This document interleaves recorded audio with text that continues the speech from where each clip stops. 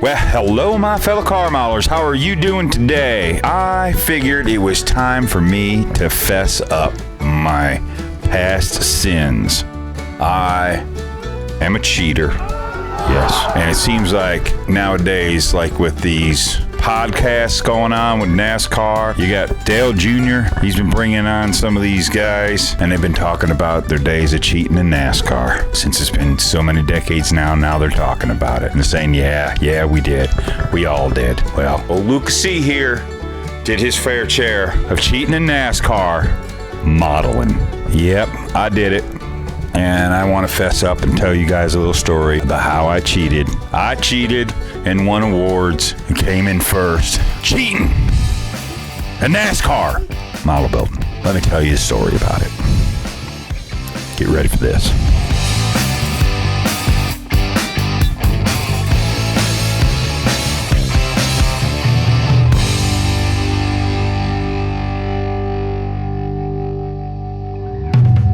So this is how I did it. This was my cheat right here. It's a little raggedy and a little broken, but this actually was my very first full-on detailed NASCAR model. Actually, it was my second. I'm a liar. My first one was the chicken pit, but that's for another day, and that's not the chassis it's in there. This I did to do this Tide car here, and we did a video right there on this Tide body. So if you want to learn more about this, because this was an interesting, I'll cover a little bit in a few minutes, go check that video out. But here is the full-on detailed chassis. I did this, it's really dusty on the inside, holy cow. I want to say it was 1989 when I did this, but this was like probably, this one is even more detailed. I followed a great article that was in Fine Scale Modeler by one of my heroes, Bill Coulter. Did an outstanding how to detail a NASCAR model in Fine Scale Modeler. And that's what I did to do this and follow a lot of things that he's, and a few other articles I did. So I followed a lot. Now, this thing is so old, we're going to have to deal with this rear end floating around in here. I have tried to repair it. It has been repaired. You can see the clumps of glue. It has been repaired so many times, I'm going to have to take this actually physically apart. It will not glue anymore. It's been just repaired so much. So we're going to just deal with what we got. But you can see, now when I first did this, it was very clean. And I did, as I went through the years, I did some updates. And I'll show you why I did updates on this chassis. Like, for instance, these wheels and tires were not the original wheels and tires on this. You get an idea. I really went crazy with this for back in the day. I'll let you guys take a look. It's really not up to par for today's standards, but it was something else back in 1989 when I did this. I got a lot of looks and okays from people on this, but this was a lot of fun. And I even had, at the time, I wish I still had it, there was a clear tube here that was, I filled it with, I think, Tester's lacquer clear or something, so because it had a yellow tint to it, so it looked like fuel in there. And this is a fuel cell from the old MPC kits. I used to love taking those and using them in the monogram kits because I didn't like the monogram fuel cell. They had everything molded together there, and it wasn't nice looking. This could give you a little more real looking deal. And you know, the lines ran through. There's the chains on the that kind of come off. There's these chains on the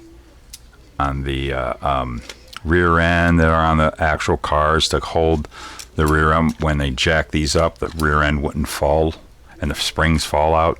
And then I did a little bit of weathering, and I'll show you why. I didn't originally do this weathering when I first built this model. But here we go on what I'm talking about with the cheating in NASCAR modeling. Now that we've gone over this chassis, I'm going to set the chassis on the side right here. You see these three bodies.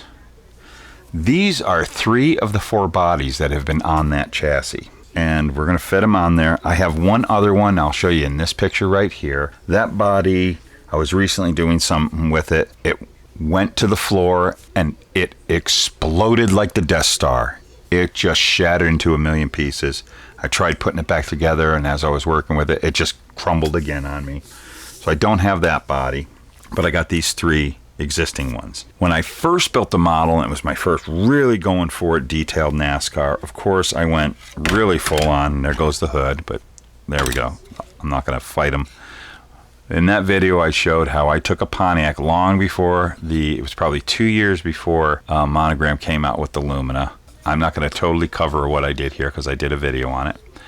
But I was a big Darrell Waltrip fan, and when they did the announcement of the Lumina and they showed a Tide Lumina as the first example I ever saw of a NASCAR Lumina race car, I took the Pontiac and turned it into a Chevy.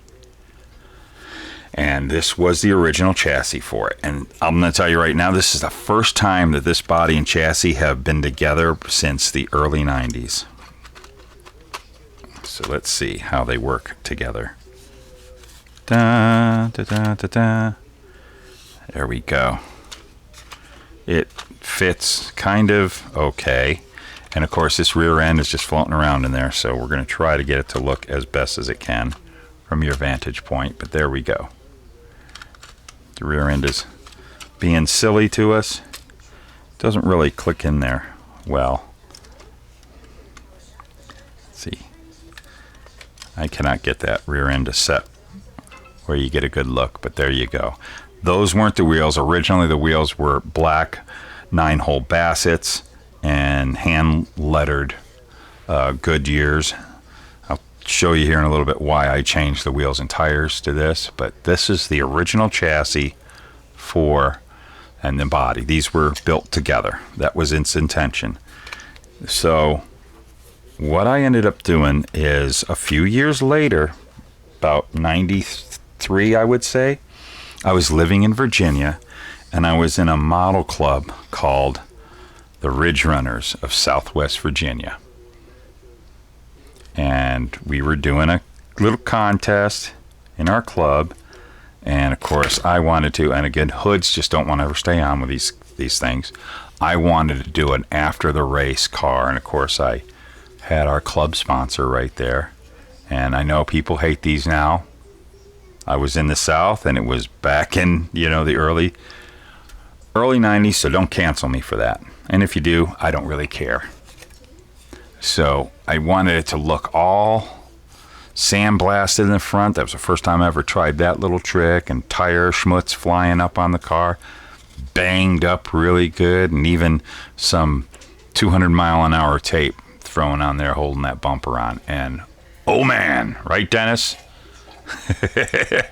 And I made up a driver named Stuffy Hodgkin, old friend of mine who we were into NASCAR modeling together. He used to talk about, oh yeah, great race car names. He always said Stuffy Hodgkin. And I said, heck, I'm stealing that from you, Mike. But I haven't talked to him in decades. I don't even know if you're watching, Mike. If you are, Mike, put down in the comments, say, hey. But I'll show you some of my smash upness I did. That really looks whacked real good, with even some sheet metal curled up right there. Can you see that all? This was a lot of fun to do. And what the heck, let's do a swapping of the sheet metal like they do in NASCAR. Sometimes you'll see, with no hoods, you will see cars. Could be a brand new car, but that could be an old chassis. There were cars that would get reskinned even when the teams would go from Chevrolet to Ford. They would just put a Ford body on their old chassis. So lots of times, especially by the late 80s, there were cars running around. They looked like brand new cars, even into the 90s, and those chassis could have been from 1981 even, as far back when they downsized the cars. That's for another story. That you can find a lot of great videos on that very subject on YouTube. It's just a lot of people have covered that deal. So we're going with this. And of course I did a lot of updates. It's when NASCAR started running. Yeah, let's show that. These were a couple updates I did at the point I put those roof rails on. And I did it on this. I think this kit came with roof rails. I made this side glass that now I just popped out. I made that side glass. And I even have photo etched Zeus fasteners right there. I forgot about that. But let's go ahead and let's put it on the chassis.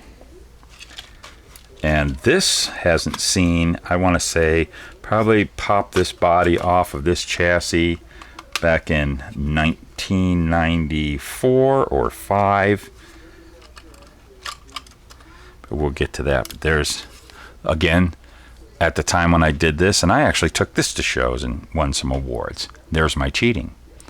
So I won some awards and took this car, and then I just popped the chassis on here. I took this car to shows and won some awards. But where the cheating came is when I came back to Arizona.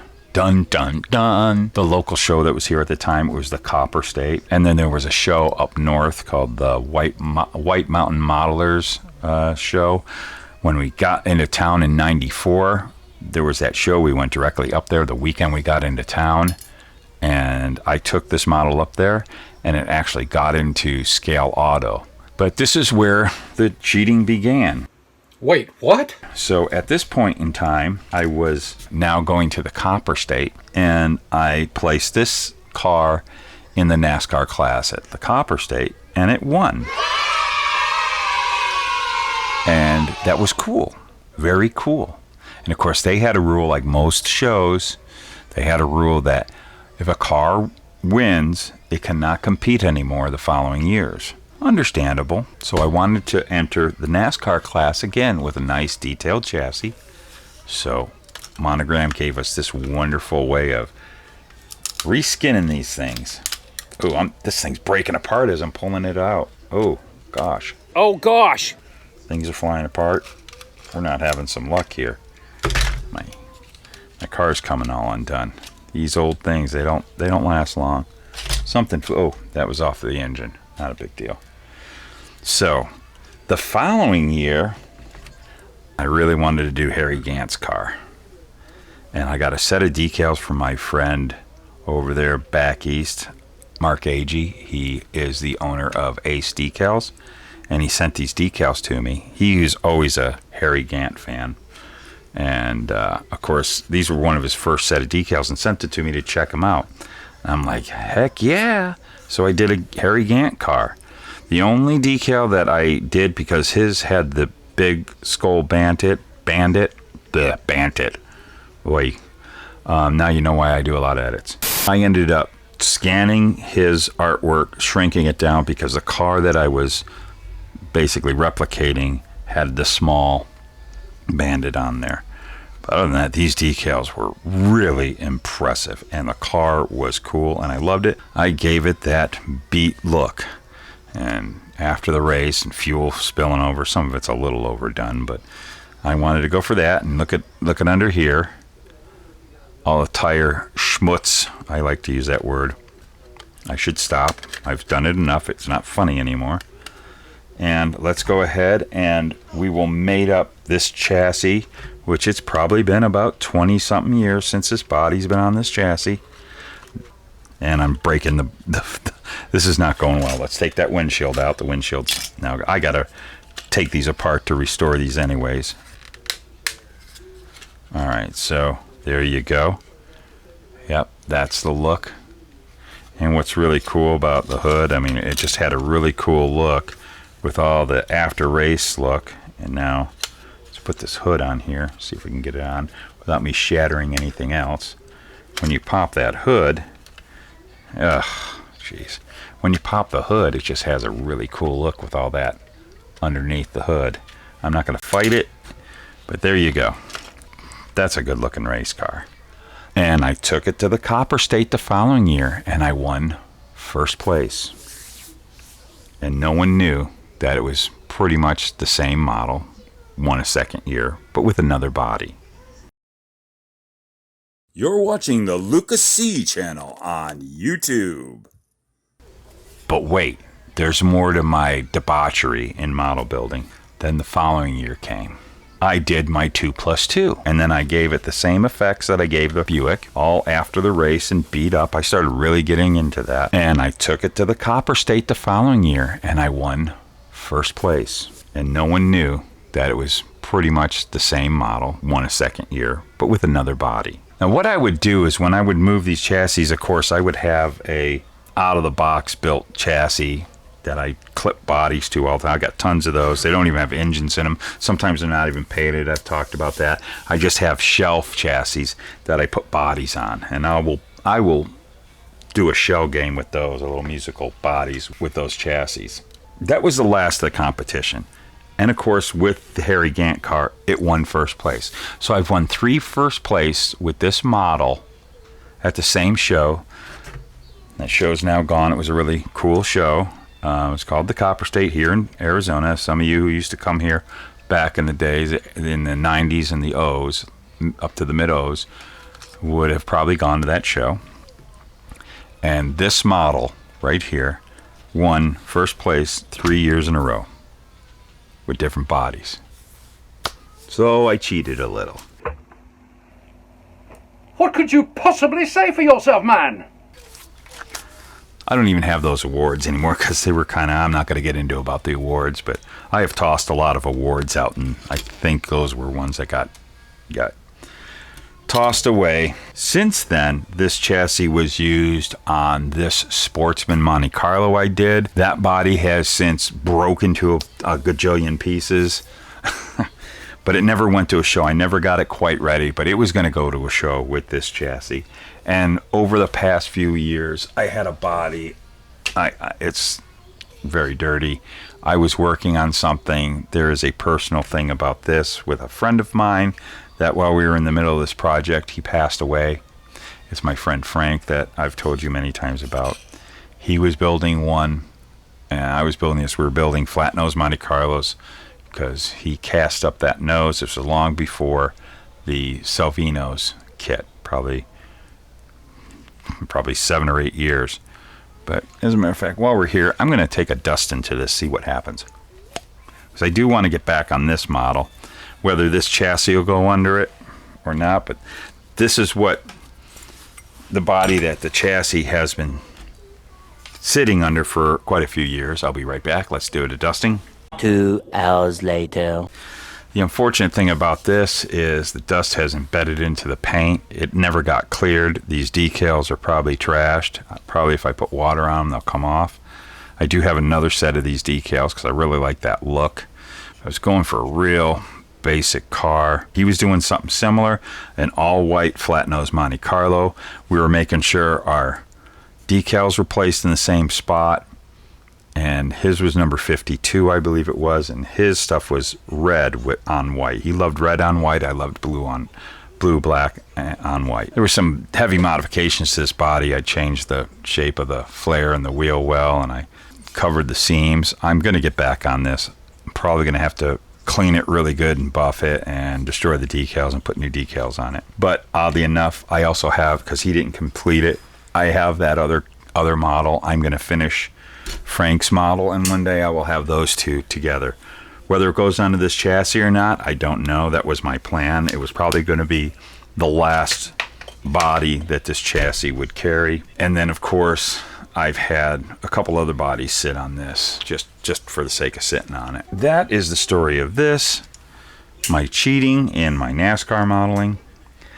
My plan is now, I think I want to clean this up, repair it, and I want to kind of clean this up, and I want to bring the original body and chassis together, and that will be this old model cars episode, I'm sure.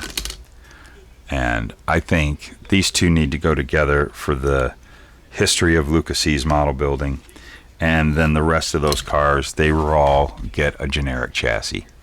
They all been pretty much sitting on generic chassis lately. But I think this one, and when I get this one going again, I'll do a new chassis for this one. So there you go. There it is. That's it. I fessed up. I feel so much better about myself since I told you all about my cheating days back when in the days of NASCAR modeling. I'm curious to hear what you all have to say about me. I hope you are not feeling ill will about me. I might lose some of you, but I hope you have the compassion to forgive me for doing what I did, because I feel bad about it. No, I don't. I don't feel one bit bad about it. Oh. Case dismissed, sir, with the apologies of the court. Because it was competition. And in competition, sometimes you gotta play a little bit with the rule book. Just a little. Sometimes you just gotta mess with this thing and give it a punch here and then in order to get where you need to go. I felt I needed to let y'all know. So let's go ahead and move on from here. So I want to thank you all for watching. I hope you enjoyed this story. Maybe you learned something from this, and maybe you won't do that. Maybe you just won't do that. So we're going to sign off here, and let me just tell you all one thing. Well, two things. How about three? One. Let's go like this. You got to keep gluing those fingers together and keep cutting that styrene. And we will see you in the next video. Here's the producers.